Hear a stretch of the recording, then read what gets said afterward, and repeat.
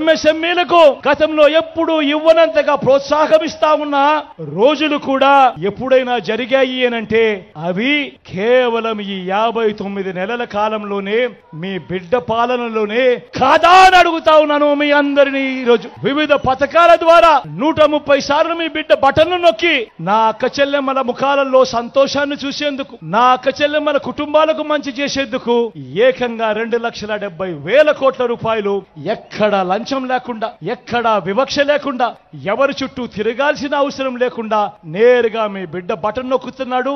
నేరుగా నా అక్క చెల్లెమ్మల కుటుంబాల ఖాతాల్లోకి నేరుగా వెళతా ఉంది.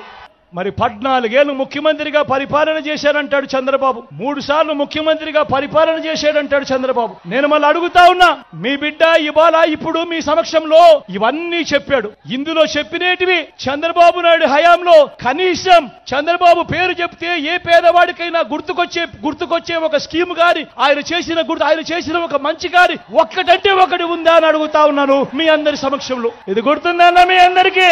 2014లో స్వయంగా చంద్రబాబు సంతకం పెట్టి ఇదే ముగ్గురితో కూటమిగా ఏర్పడి మీ ప్రతి ఇంటికి ముఖ్యమైన హామీలు అని అంటూ ఈ పాంఫ్లెట్ మీ ప్రతి ఇంటికి పంపించాడు.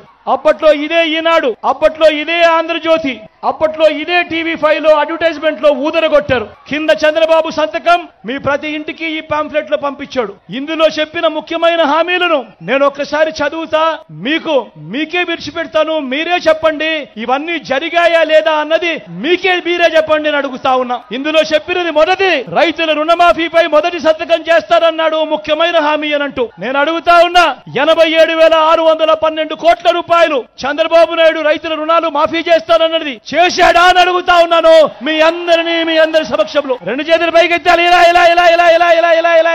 ముఖ్యమైన హామీ అంటూ పొదుపు సంఘాల రుణాలు రద్దు చేస్తామన్నాడు.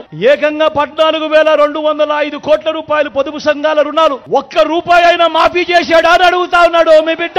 ఈ రోజు మీ అందరినీ కూడా ఒకటే కోరుతా ఉన్నా, నాకు ఓటు వేయని వారిని కూడా ఒకటి అడుగుతా ఉన్నా. మీ ఇంటికి పోండి, మీ భార్యలతో కూర్చోండి, మీ ఇంట్లో ఉన్న మీ అవ్వ తాతలతో కూర్చోండి, మీ పిల్లలతో సైతం మాట్లాడండి, అందరితో మాట్లాడి ఎవరి హయాంలో ఎవరి వల్ల మంచి జరిగింది, ఎవరు ఉంటే ఆ మంచి కొనసాగుతుంది అన్నదే ప్రతి ఒక్కరూ ఆలోచన చేసి ఆ తర్వాతే ఓటు ఎవరికి వేయాలో నిర్ణయం తీసుకోండి అని మిమ్మల్ని అందరినీ కూడా కోరుతూ, వాలంటీర్లు మళ్ళీ ఇంటికే రావాలన్నా, పేదవాడి భవిష్యత్ మారాలన్నా, లంచాలు వివక్ష లేని పాలన జరగాలన్నా, మన పిల్లలు వారి చదువులు వారి బడులు బాగుపడాలన్నా, మన వ్యవసాయము మన హాస్పిటల్ను మెరుగుపడాలన్నా ప్రతి ఒక్కరూ కూడా ఏం చేయాలి?